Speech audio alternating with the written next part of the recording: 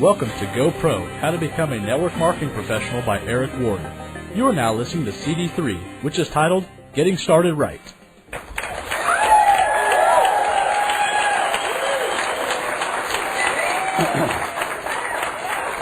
All right, so in the last session we talked about why network marketing, why become a network marketing professional versus the other options that are available to you, the amateur option and the poser option. And our job is to get people to understand what we do in network marketing. Some of them are still going to join as posers, quickly move them into the amateur, into the apprentice ranks, and then move them into becoming a network marketing professional. We're going to talk about the expectation on how long that takes in a moment. But at the end of the last session, we talked about the three things that you need to focus on when it comes to reasons, your reasons for succeeding. The first was, what do you want out of this profession? Second is, what are you willing to give up in order to get it? And third is, who are you willing to associate with in the process? Associations, the people you spend time with, the people you hang out with, the people that you listen to, have such a massive impact on your success. You can't even describe it. When you're fighting against the current, when you're 1 out of 20, if those associations are leaning you in a certain direction, there's nothing you can do. There's nothing you can do. I could take Paco, stand up here, and one bad person in your associations, if we're walking this way, and all I have to do is just the tiniest little nudge, all I have to do, and he is completely and off track. That's all I have to do as one person. Now, if I took some of these football players over here, and there was 19 of us, how long would it take? It would take one row. And he'd be off track. I mean, just like right now. And, fight against me. Hard as you can. Hard as you can. Come on.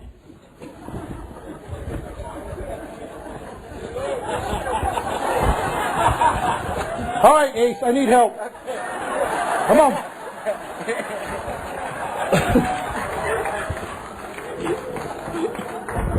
All right, come here. Come on, Tony.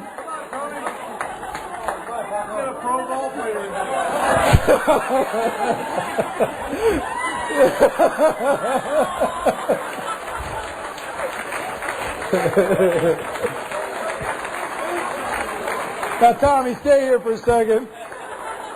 Those who were listening saw that I added one person to help me get Paco off track, then I added 2 and 3. Tommy was influential.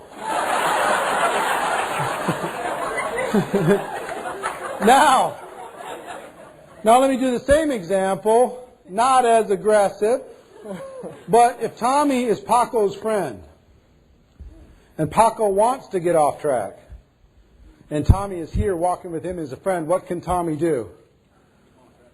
He can keep him on track.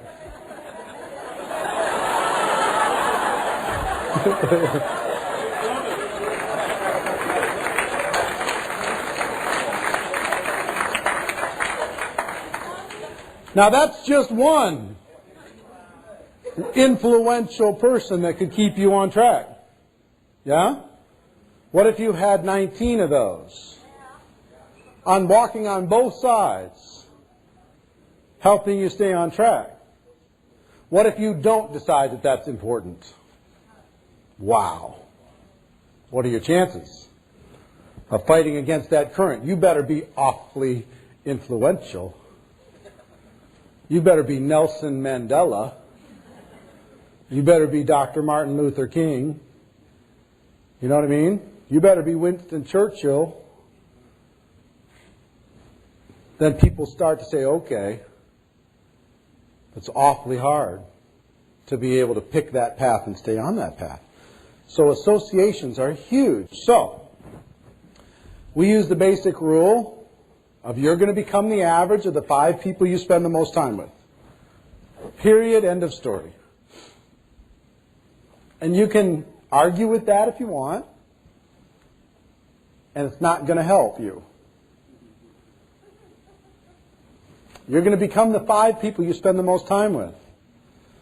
You want some proof of that statistic? Take the 5 people you spend the most time with right now. Take their income. Divide by 5. Add up their income, divide by 5, and see how you're doing. If you're not right in the middle, give it a little time. You're going to walk how they walk, talk how they talk, dress how they dress, do what they do. Why? Because the power of influence that we described here in the center aisle is that big a deal. You're going to think how they think, read what they read, listen to what they listen to, watch what they watch, talk how they talk, learn what they learn, have habits that are similar to their habits.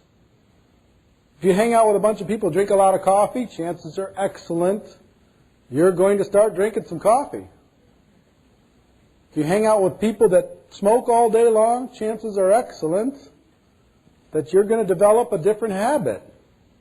If you hang out with people that get drunk every night, chances are excellent that that might lead you in a direction that doesn't have your best interest in mind. So, you've got to examine your associations, especially when you're building your network marketing business. As you build it, you've got to decide what it is that you're willing to do. Now, some people will say, well, I'm okay with my 5 because I'm the most successful of my 5. I have an entourage. I have my followers. Yeah? I'm somebody. They carry my briefcase. They say, you the man.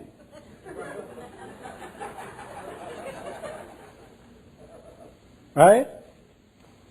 Being at the top end of the 5 is the scariest place in the world to be. You might think that it feeds your ego, so you might think that that's the answer. Let me tell you why it's frightening. Because the other 5 have to pull you down. And there's nothing you can do about it. Not a thing. They will pull you down to a different average, whether you recognize it or not. So you know where you want to be? At the bottom end of the 5. How cool is that? Get to the bottom end of the 5, and there's no choice for them to pull you up. You'll get pulled up. Now, there's 3 ways that you can examine your associations. I learned this from Jim Rohn. I'll pass it on to you. 1 is to limit your association with negative influence. Limit your time that you spend with negative people, people who don't agree with what you're doing, people who aren't pushing you in the right direction, people who aren't helping you create a better future, people who are going to constantly try and get you off track, take you in a direction that isn't good for you. Limit your time with them. Don't spend as much time as you did. Many of these are going to be family members. So you have to creatively get busy in other directions. It isn't advised to say, I'm limiting my time with you. I wouldn't necessarily say that. There's a few you might have to say that with, but not very many. Just say, you know what, I'm really busy, sorry, hopefully we could do this later, but I can't do 2 hours, but we can talk for a couple minutes on the phone. Love you, gotta go, so busy, so busy. Yeah, always busy, that's okay, love you too, I know I'm always busy, chasing the dream, see you later, gotta go. The second one is to disassociate. There's a few in your life. You've really got a big choice in life. To be what you can become, or to try to drag people who don't want to go somewhere. It's awfully hard to disassociate. But when you're disassociating, there's some people say, well, gosh, you know what? I don't want to leave somebody behind. We've got a no person left behind policy. We're not leaving anybody behind. Well, I'm sorry. You have to accept some realities here. This isn't like the armed forces, don't leave somebody behind policy. Those are people who can't walk. Those are the people who are dead in the military that you don't want to leave behind, that you want to bring back for honor and respect for the families. This is somebody that doesn't want to go. If you're in the 4th grade, you graduate the 4th grade, and somebody doesn't want to go to the 5th. Are you going to stay in the 4th or go to the 5th? Well, yeah, you go to the 5th. Now, are you forgetting where you came from when you go to the 5th grade?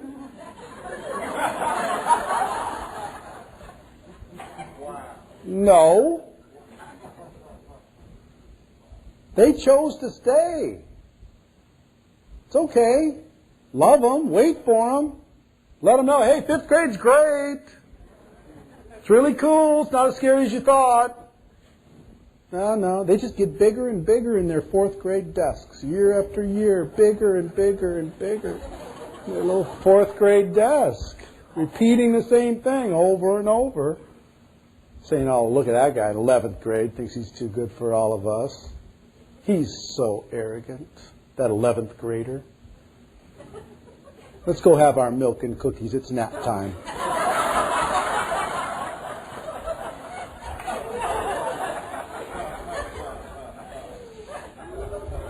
Doing the same test that they've done for years over and over. They know all the answers. Playing the same games that they've played every day over and over. Eventually you can have compassion and hope to guide them through a path because you did it too, but you can't expect. Some people, you know what they'll do? Out of compassion for their friend, they'll stay in the 4th grade. I'll stay here and I hope I can change his mind and we can go together. Stay too many years in the 4th grade, you'll become a fixture. You'll become part of the furniture. You'll be left behind by the current of life. So, disassociation. 1, because people don't want to go. 2, because some people are so negative and have such a high influence on you, you can't afford the time. Because they take your mind to another place in a moment. And I disassociated with some for a period of time until I had enough strength to have limited association with them. 3rd is the most positive, and that's expanding your association. Getting around positive people. Getting around people like people in this room. That's why networkmarketingpro.com is valuable. When you're home by yourself, you can plug in and get reminded again one more time. It could be one of your associations. It could be one of your friends. Jim Rohn was one of my associations as I listened in my car over and over and over and over, and then eventually became to be actual real friends, you know. Get yourself surrounded by positive people. I'll give you an example why it's so difficult sometimes. You have to do this on purpose. It's not easy to just be able to, you're making $10 an hour, you want to get into a $50 an hour crowd? Oh, you think you can just do that? You know why it's hard? Those $50 an hour people are trying to limit their association with you. They know what you're going to do to their average. Here in the United States, the number 1 team, at least last year, Los Angeles Lakers. You've got what? Who's their team? You got Kobe Bryant. Pau Gasol, a little taller. Lamar Odom. Andrew Bynum. Okay? And let's say I was clever enough to talk them into letting me play.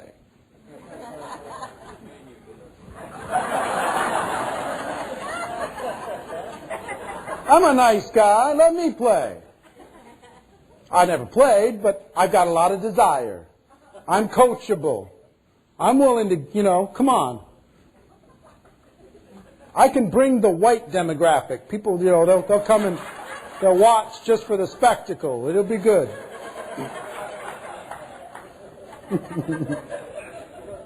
Now, let's just say for a moment, talk about the power of associations, the power of what happens to the group.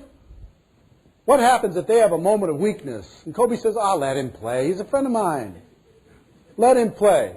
Would the Lakers win a single game? Against? No. Against any NBA team? Any five-man NBA team would beat four, because that's really what they'd be. They'd have to accept the results of letting me into that group if they did it. So the successful people that you know have to accept the results of letting you in. So you know what you have to do? You've got to work on you so you can say, I'm doing this, and I'm doing this, and I'm doing this, and I'm coachable, and I'm teaching. I won't get in the way, but can I sit in on lunch? Can I buy you breakfast? If I do this and this and this, can I call you one time? And you earn your way slowly into a better group and a better group and a better group. Like if I joined a local basketball team of 40-somethings in Minneapolis, and then I work my way up and work my way up and work my way up and work my way up. I'm still not getting on this team, but at least I would be showing higher and higher teams that I had a level of commitment or whatever. You see the example that I'm using? So make sure that you're working on you and you're working to expand into a larger group of influence. Two concepts I want for your mind. We're going to talk about this later when we talk about personal development. But the associations do two things. One is they protect your mind from negative. And two is they feed your mind with positive. They protect your mind from bad habits. They feed your mind with good habits. They protect your mind from bad ways of thinking, and they feed your mind with good ways of thinking. That's what associations do.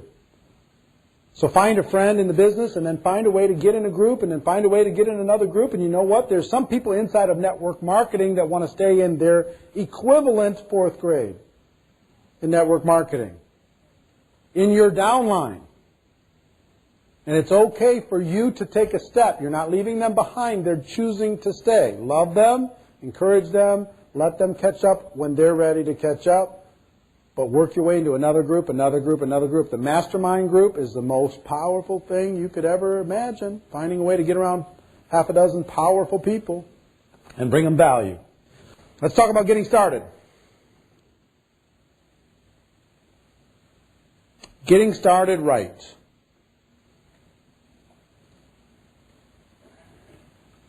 Getting started right.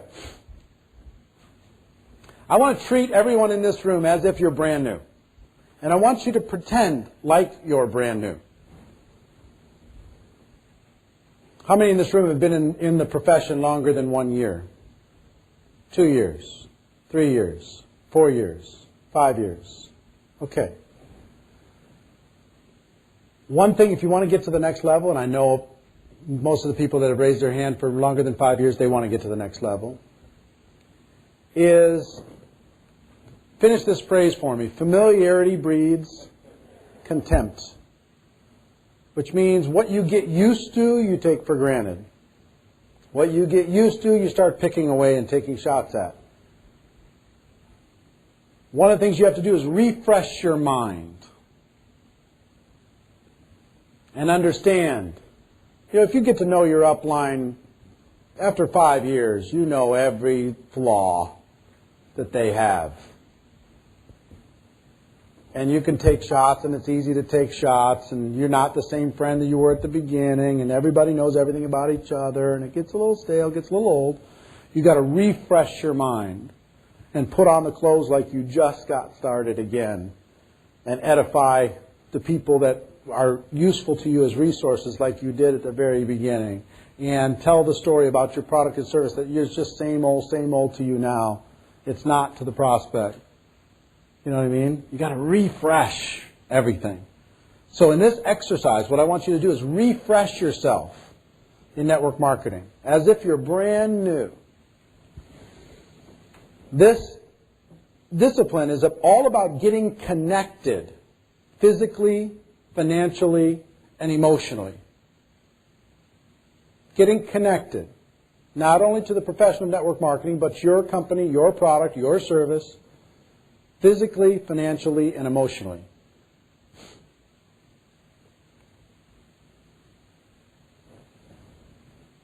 And I've got 4 sections for this.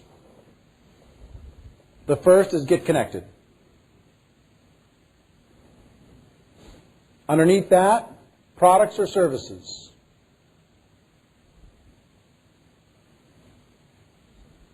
You need to use all of the products and services. You need to acclimate yourself to all the products and services. You need to not just pick and choose. You need to just immerse yourself in the product experience. If you haven't used your service for a while, you need to just find an excuse to use it. If you haven't used your product for a while, you need to go out there and use it more. I mean, really, not just 1 or 2, but on a regular basis to be able to rebuild your belief in what it is that you offer.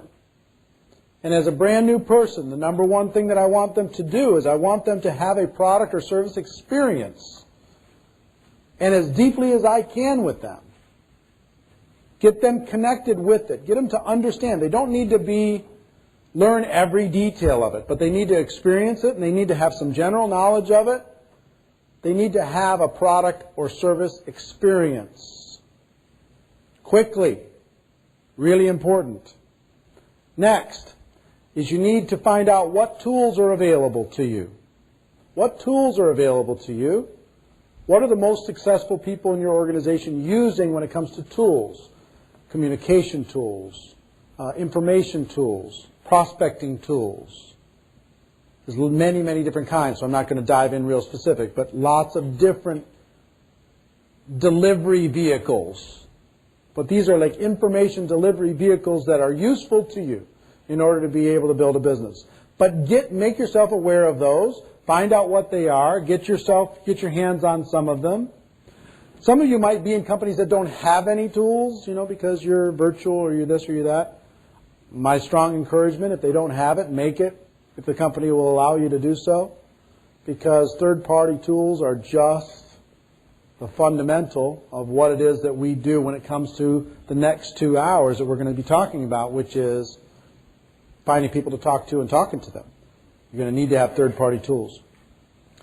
What calls are available to you? Are there conference calls available to you? Are there training calls available to you? Are there webinars available to you? Is there access to information that's more real-time available to you? Find out what that is. And literally, when you have your calendar, pull out your calendar, say, okay, and you start filling in your calendar with the available resources. Next is training. Now, I want to put one note to the side of training. Learn all you can while you're doing it, while you're out there taking action. Many people engage in avoidance behavior, which means they want to learn everything first, and then they're going to take action.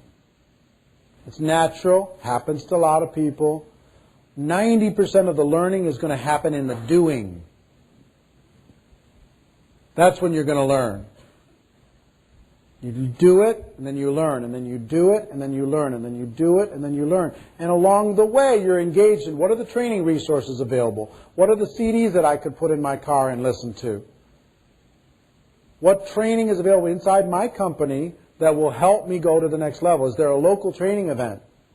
Is there a getting started training that I need to attend? And just put it into your calendar and schedule it. Network Marketing Pro, in my opinion, my humble opinion, when I said most of the learning is done by doing, I had no clue what I was doing a year ago. I had lots of information, but no idea. I just decided I was going to start, and we started March 11th, and on off we go. And then you learn.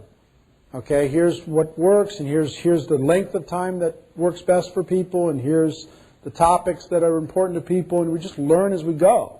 And you know what? That's going to continue for the next 40 years. And we'll just, instead of a couple hundred videos, we'll have 10,000 as a resource from every voice in the profession for forever. But how do you do it? You start. You just start. And you figure it out. Okay, that doesn't work so well. Do something different. Okay, that didn't work so well. Do something different. And make some little adjustments as you go. This resource, the Network Marketing Pro resource, for my organization, I'm asking them to watch it every day because it creates the muscle. It creates the discipline. It reminds them from another voice, because they can get sick of their upline's voice saying, you know, do this, do this, do this, do this, blah, blah, blah. You talk all the time. Love to hear the sound of your own voice, don't you? You guys have never thought that, right? Sometimes you hear somebody else saying something that they might be saying, and you go, okay, I can hear it from you. Couldn't hear it from him, but I can hear it from you. All right, I'll do it. You know what I mean? Just that reminder 5 days a week. You know, if you've been, how many have seen every show? Wow. Good for you. The rest of you need to get yourself caught up. You know what I mean? It'll help. It'll help, I promise. It'll help. If you just go back, just start. Start with the greatest hits and move your way forward. It'll help. Okay. The other thing that you put in your calendar is events. Events. Events drive our business like no other. You could think it's technology. It's not. It's events. Local events, regional events, national events, and in some cases international events. You need to book for whatever the next major event is. And I know that there's a few of you who have sent me emails that says, well, our company doesn't really do events. Start events and tell your story, because that changes people's belief structure when they see it. Start some events and just say, hey, we want you to come in and see what our story is, and we're going to tell you our story. And then build a bigger event that people drive or fly into, and then build a bigger one than that, and that people come into from all over the country. You'll be the biggest in your whole company, I promise. I promise. Some of the best students that I've trained on how to become network marketing professionals have created event cultures beyond your imagination. They've overcome every obstacle in order to be able to make that happen. But get in your calendar, here are the events, and get yourself scheduled for a destination event, somewhere where you have to leave your hometown and get rid of the distractions and go somewhere in order to be able to learn, okay? So that's step one, get connected. Just get the stuff, you know. Plug in all the wires into the speakers. Get connected so you know what to do. Second, setting expectations. Setting expectations. Wow. Our biggest problem in network marketing is what I'm about to describe to you. Setting expectations.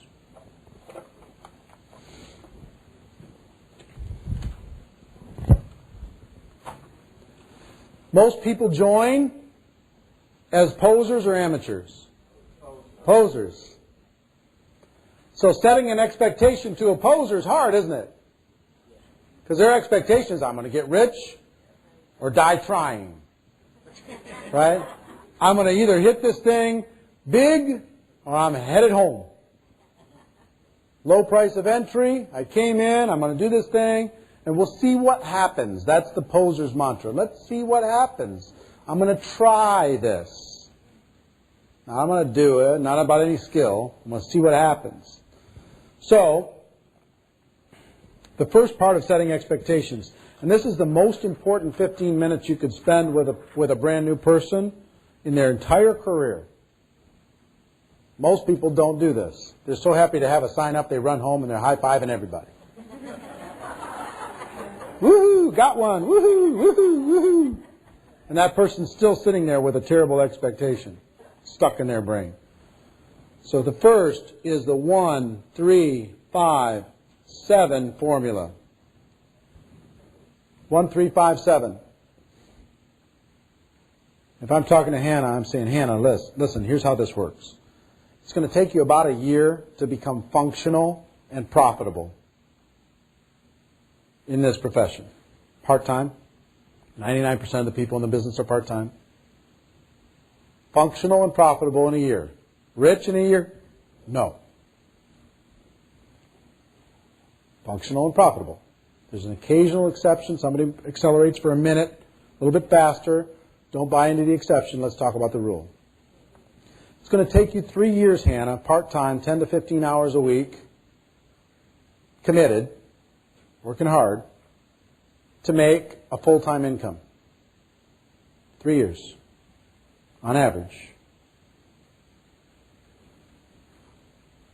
It's going to take you about 5 years to become a high-income earner. And it'll take you about 7 years to become world-class.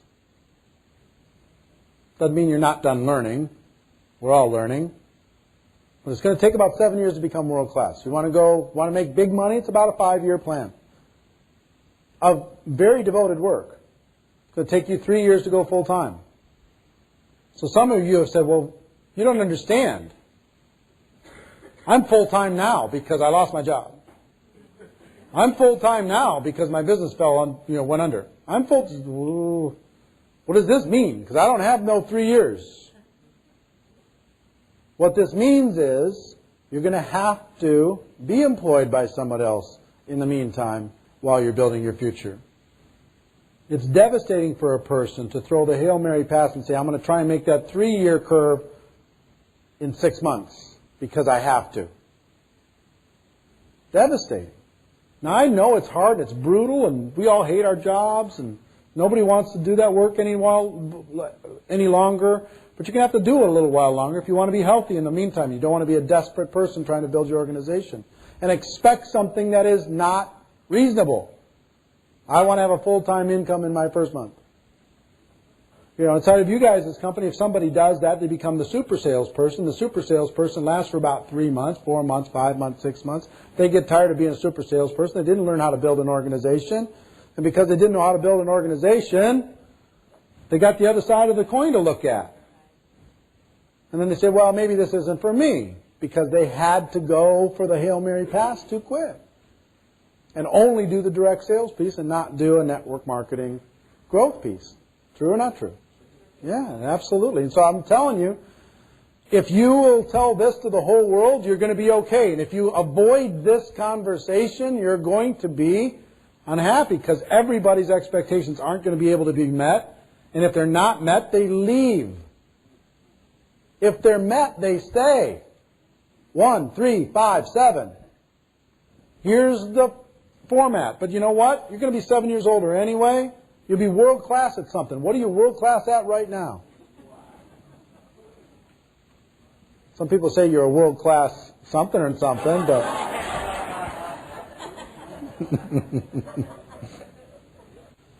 So what do I tell people that have had hard times? You know what? You just got to find a way to create some money to come into the household.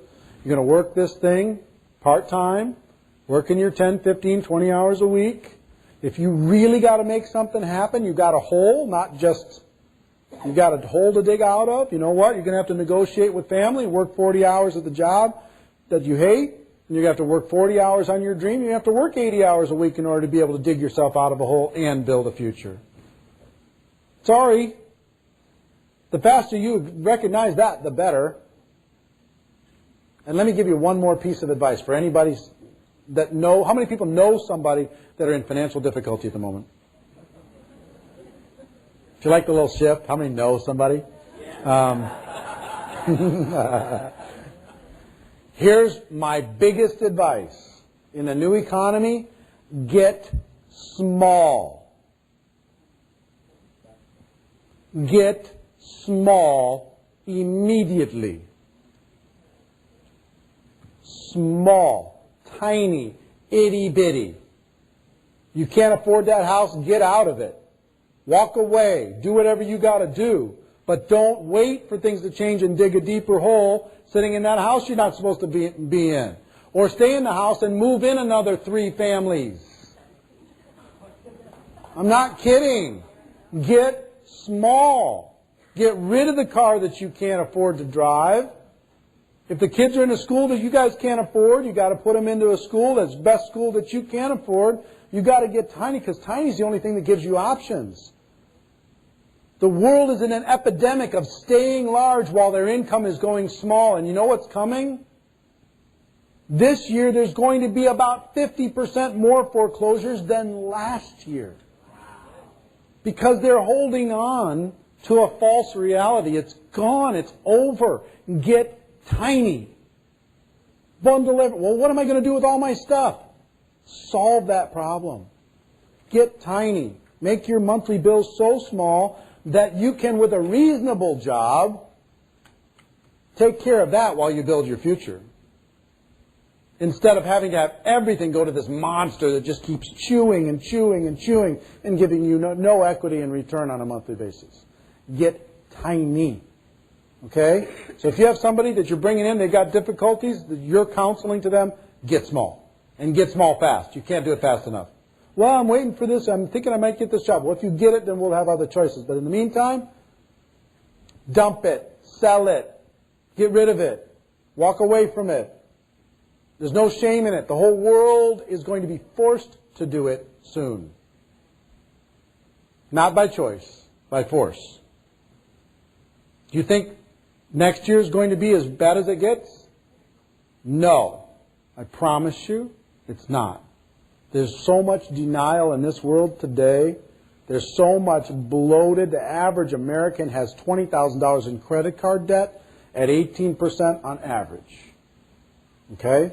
They have houses they can't afford, cars they can't afford, educational systems that they can't afford, and they can't hold on to them any longer because 1 in 5 are unemployed or underemployed.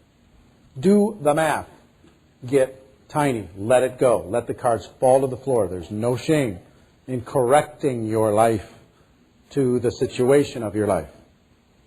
So to you, to anybody that you know, anybody that you bring in, that would be my counseling also. Understand that this is a real business. A real business. Price of entry is small. Price of exit is small. Most of the time the price of exit is because expectations were way out of whack. Here's what I like to say. You know what you're going to have to do, Ron? Work your face off. You're going to have to work your face off. This is no free lunch. You're going to be learning a new skill. You're going to be doing it with the distractions of your daily life. You're going to be doing all this stuff, but you know what? It's not free, but it's takeable. It's gettable. You can go get it, but you're going to have to get it. Nobody's going to hand it to you. You're not going to worry about getting lucky. We're just going to focus on getting good. We're going to develop our skills. A year from today, you're going to be profitable. 3 years from today, you could say goodbye to your boss if you want to. In the meantime, it's going to be uncomfortable while we do it. And that's okay, Ron. Here's what's more uncomfortable. Staying in a situation that you hate and being less than what you have the capability of being and doing it for the next 10 years. You know? You know what people like more than anything else? Is that we tell them they're going to have to work their face off. They go, what? Thank you. Because the whole world's telling me I'm going to lose all the weight I need in 15 minutes. I'm going to be able to be rich and powerful and successful in 2 seconds. You know, give us 7 days and we'll turn around your this. And no. I may be the only seminar in the world that says, yeah, it's going to be 7 years for you to learn what I learned. It's what it is. Sorry. It's going to take you a year to get profitable from today. If you're just starting. You're going to be a year older anyway. Think about what happened in the last year. I mean, it was just a blink. It was a blur. It's been almost 10 years since 9/11. Think you could be world-class plus some since then. Or go through the motions. It's your choice. You're going to have to work your face off. You're going to have to make something happen. Let me show you the phases of growth in this business. Because of expectations. And it's very important you let people know that this is going to happen. Phase number 1. People get excited. Woohoo! So exciting. I'm going to be rich. I found it. This is the can't sleep phase.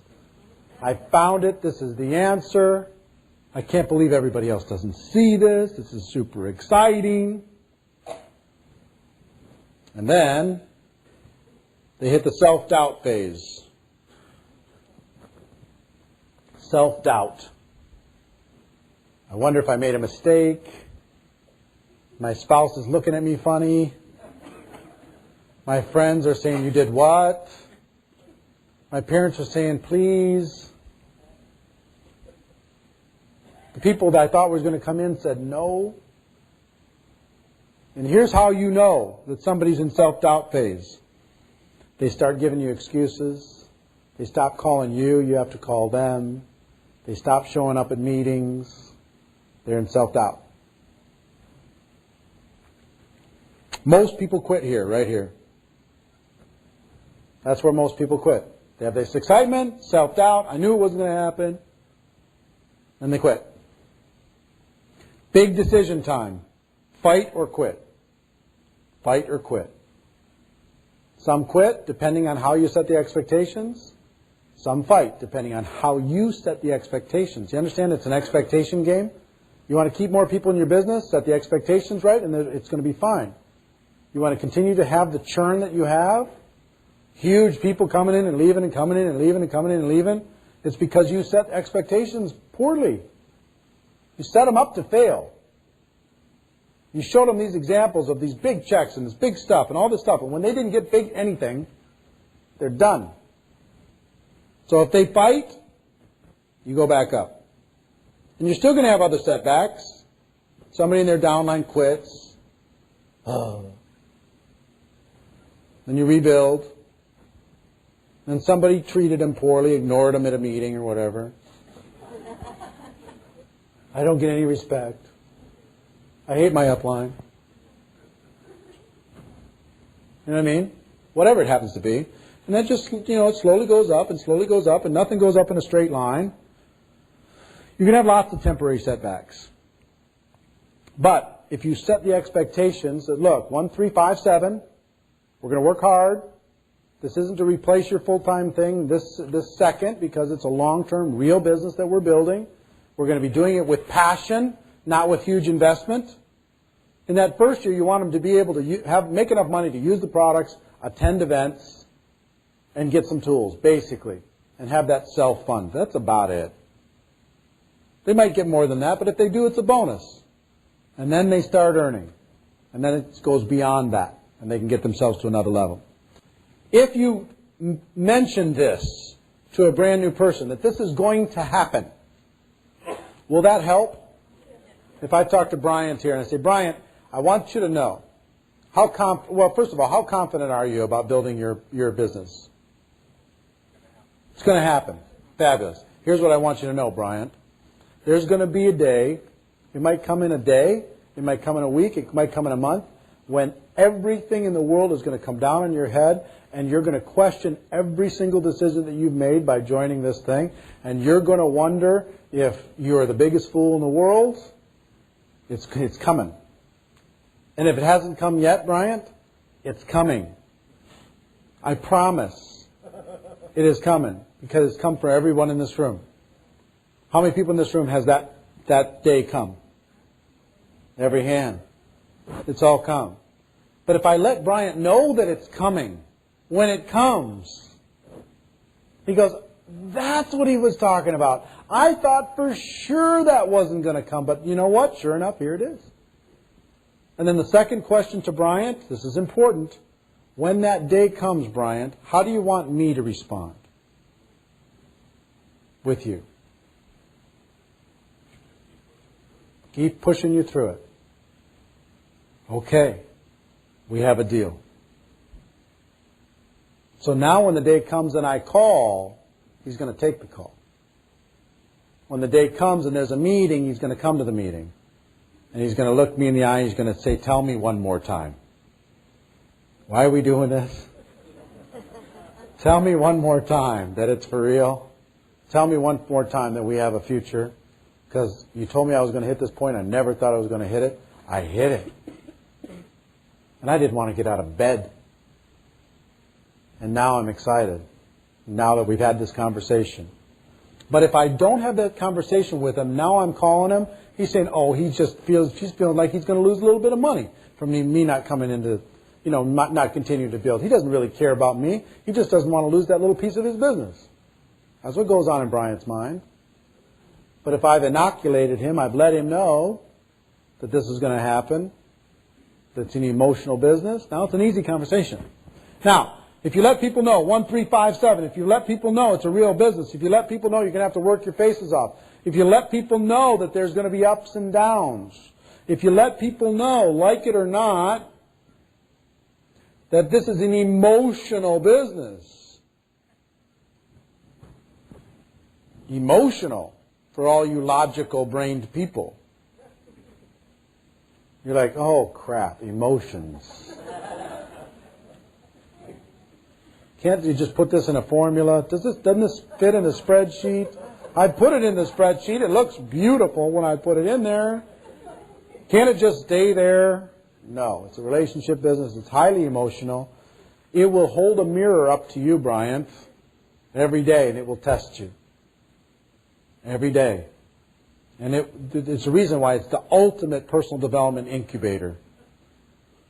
Because it will smooth all of those rough edges just from the practice of being in the business, being in this profession. Some people are comfortable with that. Some people are not. They'd much rather hide in an office for 20 years and repeat the same activity that they repeated 20 years ago and just get paid to, hide out. They don't want to develop themselves.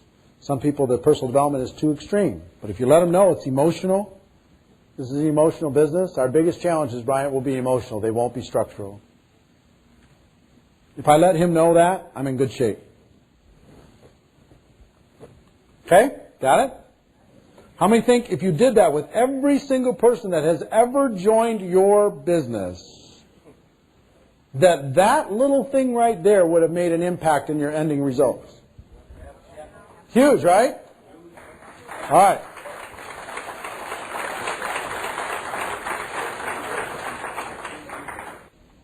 Okay, I have two more things. We talked about getting connected, and we talked about setting expectations. Isn't this good stuff? Yeah, man. We're just warming up. Got so much more coming. Number 3, this is an interesting one. I call it make yourself known. Make yourself known.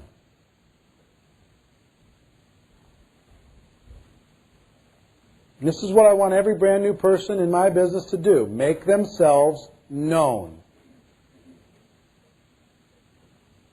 Step 1, proclaim yourself to the world. Tell the world in every forum you possibly can. I have joined something new. I am so excited. I can't stand it. And I'm taking charge of my future because I'm not as happy as I should be. I'm not as fulfilled as I should be. Here's why I've decided. You don't need to give them details. You don't need to try and prospect them through that proclamation. Just make the proclamation at the family reunion. I just want you to know I'm happier than I've ever been because I'm taking charge of my life. And I'm sure you'll all be proud of me because I'm going to do it. I'll leave it at that. Make the proclamation to your friends. Make the proclamation to your family. I will not be stopped. I've got a 1, 3, 5, and 7-year plan. And watch my smoke. I'm going to need all the support you guys are willing to give me. Emotional, physical, everything. Because I'm going to need it. Proclaim yourself to the world. Don't tiptoe in. Because, man, if I can tiptoe out, then maybe nobody noticed I joined. Proclaim yourself, number 1. Number 2, introduce yourself. Network. Meet everybody that's involved with your company in your local market. Don't wait for them. Introduce yourself. Go into the local meeting and shake hands with every single person in that room and tell them your story. Here's why I joined. I joined because of this. I joined because of that. I joined because of this. What's your story? And gather their story. Introduce yourself. Right? To everybody. Call your upline leaders and just say, I just wanted to introduce myself. I don't want to take a lot of your time. I wanted you to know that I'm involved. I'm involved here in Detroit, Michigan. And I'm going to take it to another level. You're going to hear my name. I don't want to take your time, but I did want to say thank you and hello and look for me down the road. And I'm going to try and earn your time as time goes by. You know how much a leader wants to hear that call? They're like, we got one. We got one. We got one. Oh my gosh, we got one. Introduce yourself to everybody. If you can, get to the home office of the company. Introduce yourself to everybody there. Get to know them all. Get to know the people in customer service. If you talk to somebody, get their name. And then send a little note to the company saying, hey, I had incredible service from such and such a person. You know what one letter like that does inside of an organization? It sends a ripple like you can't imagine. It gets plastered on walls. It gets permanently framed inside of cubicles. It makes a huge difference. You could be a friend to somebody inside that company that's working hard so you can have your business. I'm telling you. Send a letter to the CEO of your company. I just wanted to introduce myself. I'm not worth your time at the moment, but I will be. Here are my plans. I wanted to let you know that I'm here. I'm very gratefully yours. Do it! I promise you he'll read it. I promise you he'll copy the office staff. And if you say, I'm part of such and such as an organization, I promise you he'll send a copy to that such and such an organization. You know what the CEO is thinking? I got one. I got one. Introduce yourself. Get connected. Make people aware that you exist. Make friends. When you meet somebody, they're in another city, make friends so you can make that call. Make friends in customer service so when there's a problem that's an unusual problem, you have somebody that you can call. Make friends. Connect. If for no other reason than just to build your brand and to set you up as, you know what, I'm somebody. Starts in this room. For somebody in this room you don't know, shake their hand. Don't recruit them. Be nice. Shake their hand. Shake their hand. And just, share stories. Here's my story. Here's your story. Here's why I'm in network marketing. Why are you in network marketing? And just gather the stories and make friends and work on becoming known through introduction. Too many people are saying, no, I'm not going to say nothing. I'm just going to wait for them to come to me when I perform so much. Right? That attitude makes people never want to come to you, even if you do perform. I've known lots of big performers that had that posture, and no one came to them. And then they left the business because they didn't feel like they were getting enough respect. True or not true? So be a connector in the universe. Get out there. Make something happen. Third is develop your stories. Develop your stories. This is the best way to proclaim yourself and make yourself known is develop your stories. Understand the power of your stories. I'm a huge fan of stories. My friend Dan McCormick's here. Hey, Dan. Dan's a fanatic on stories. Dan only makes $2-3 million a year in network marketing. No big deal. Ho-hum. But guess what he'll tell you? Stories everything. Stories everything. Amateurs give facts. Professionals tell stories. If you see the interview on Network Marketing Pro for Dan McCormick, I actually ran a contest to see who could count how many stories was in his interview. We couldn't get it right. There was no way to do it. We finally had to do a drawing because some people had 140 stories, some people had 20 stories, some people had 60 stories, and they were all right. They were all, you tried to look through and there was just no way because how he speaks in story. Let me tell you about this person. Let me tell you about that. Let me tell you when I tried this. Let me tell you about this. And this book that I read, it did this to me. And then this person handed me this. And, it's just part of his DNA. And all network marketing professionals, it's part of their DNA. Listen to them the next time that they talk. They're not giving you data, facts. They're telling you stories. So start developing that muscle now, which means your product story. You have to develop your product story. Whatever your product or service is, Create the experience, and then tell people the story as quickly as you can. And then tell your upline, and tell the CEO, and tell all the different people. Here's my product story. You won't believe this. Tell the world when you meet somebody, I got to tell you my product story. You won't believe it. This happened, and this happened, and this happened, and this happened. Oh my gosh. Learn, just start there, because that's where everybody can start, yeah? Tell your product story. Tell your why you're involved in this business story. Let me tell you why I decided to do this. I was doing this, I was doing this, I was unhappy with that. I was not appreciated, I was this, I was that, whatever. So I decided to take charge of my life, and I found a vehicle to make that happen. Why you got involved story. That's got to be like ready to go. And it's got to be tight, it's got to be well told. It's got to transfer belief. I did an interview with Les Brown. You'll see it in about 3 weeks on Network Marketing Pro. And all it is talking about telling your story and how to tell your story. It is brilliant. Make sure that you watch that, because he goes into the psychology of story and how you bring people in and make your story their story. How they can just accept and step into it and relate. So your why you got involved story, your product story. If there's a heavy amount of direct sales or retail involved in your story, what is your selling the product story? I talked to this person, and you won't believe I talked to 10 people, and this amount of people said yes. These people said later, and then they called me back, and here's what happened with that, and I made X by just sharing my product. It was unbelievable. Or the first customer you've ever had story. I went to them, I was scared to death, I didn't know how to say anything, but they still liked it. Or they used it, and here's what happened to them. It's unbelievable. Learn to tell that story. Your rank advancement story. It took me X number of days or weeks or months to get to X rank.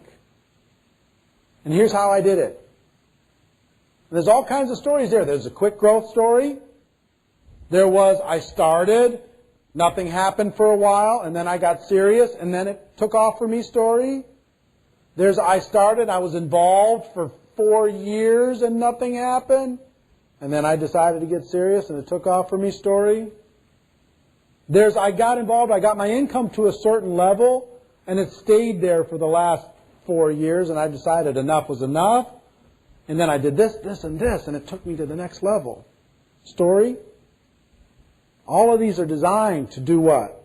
Set expectations, help people realize, oh my gosh, it's not just me.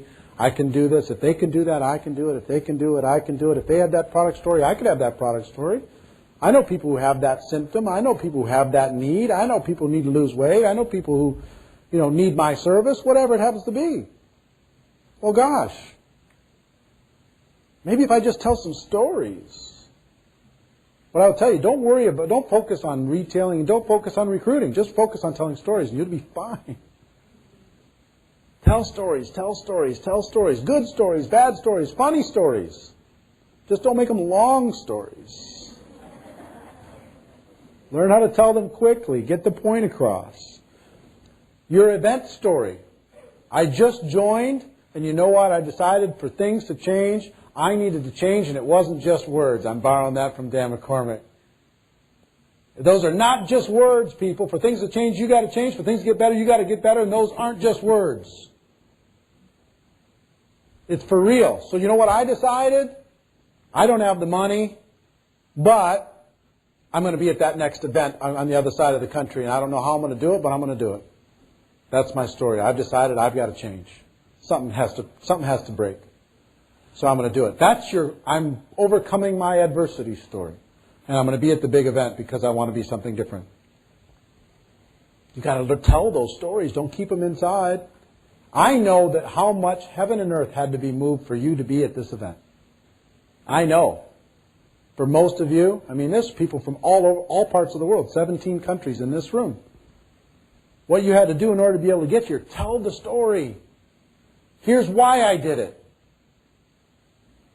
And here's what you could do. If we had time, we'd have you tell the story so people get an example. But you kind of feel it inside you, don't you? What you need to do? All right. You're overcoming objection stories. Building belief in the company story. I was doing this just for myself, but then when the company did this, or when I experienced that, or when I met this person, then all my whole belief structure changed about the company. I decided. When I went to the home office, here's what happened, and here's what happened to my belief.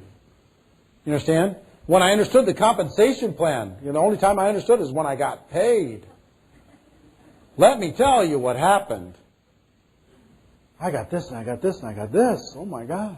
Your first 30-day story, your first 60-day story, your first 90-day story. Telling the stories over and over and over. That's what's going to get a person started right. And you don't wait until some big thing happens for a brand new person to start telling a story. You know where you start? Why did you join story? You talk with them a little bit about that, because guess what? They're going to need to tell that to every prospect they run into. Let me tell you what happened with me. I was sick and tired of this situation. I decided I want to change. I wanted to be able to do something different with my life. In my profession, it wasn't going in the right direction. So I looked at all the options available. You know what? I found one to be able to give me a path over the next 1, 3, 5, 7 years to be able to create freedom. And that's why I want to talk to you. Isn't that different than saying, hey, I want to talk to you about a business? Tell your story. Let people absorb it. Okay? Now, the next topic that we're going to cover is how to find unlimited people to talk to. Unlimited people to talk to. It's going to be a very, very important hour. But to finish off this hour, the Getting Started Right, all about getting connected. Get the person connected to the product, services, tools, calls, trainings, events. Set proper expectations. The number one most unfulfilled commitment in network marketing is helping a person set expectations, proper expectations, and still enthusiastic and exciting expectations, but setting expectations. Make yourself known. Little secret weapon. I'll slide in there. The rock stars do that. The amateurs don't. And if you take people and you get them to do that, they will accelerate their learning curve literally by 50 to 100% faster if they'll go proclaim themselves, make themselves known. And the last thing I'm going to give you before we take our break, and then we will be back and cover how to find unlimited people to talk to, is goals. And I just want to talk one thing about goals for getting a person started. A lot of people go, in my opinion, too deep on goals when a person gets started right away. And even some of the books, okay, set your goals. The person doesn't know. They came in. They're looking for direction. They're not looking for sit there for 3 days and stare at the wall. When I set my goals, it takes me a month at the end of every year to set my goals for the next year. It really does. I mean, not 40 hours a week, but I have to think about it for a month. All the different areas about my life and what do I want? And the last thing you want to do is paralyze a brand new person with a huge list of goals and too long term. So the main focus with this is focus on short term, 90 days max. The only exception to that would be an event that was maybe 120 days out, a company convention or something. You could put that on their list. But outside of that, it's what can we do today to move you closer to your dreams? What can we do this week? What's our plan this month? Focus 90 days max. We'll get them to personal development. Don't worry about that. We'll get them to get positive environments and associations, all that stuff. But right now it's focused on getting all people, the biggest thing to get a person started right, we'll talk about this later, is get them one little victory. Just one. Get them a customer. Get them another recruit. Get them somebody in their downline. Get them to be recognized by somebody at an event. Get them to be introduced to some other people. Just a little victory. Just connect them in a way, emotionally. Then we can take it to the next step. So on goals, don't go too deep. In my opinion, at the very beginning, there's plenty of time to readjust your goals at every step along the way. But at the very beginning, there's a lot of fear. They need a few simple steps that they can take and they can win. They can get a little victory, and then they gather enough excitement and enthusiasm to be able to go to the next level. Okay? So, let's take a break.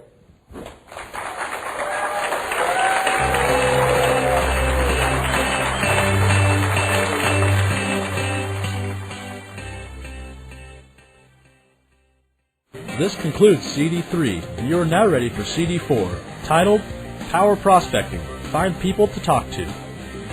Thank you for listening to Eric Worre's Go Pro, How to Become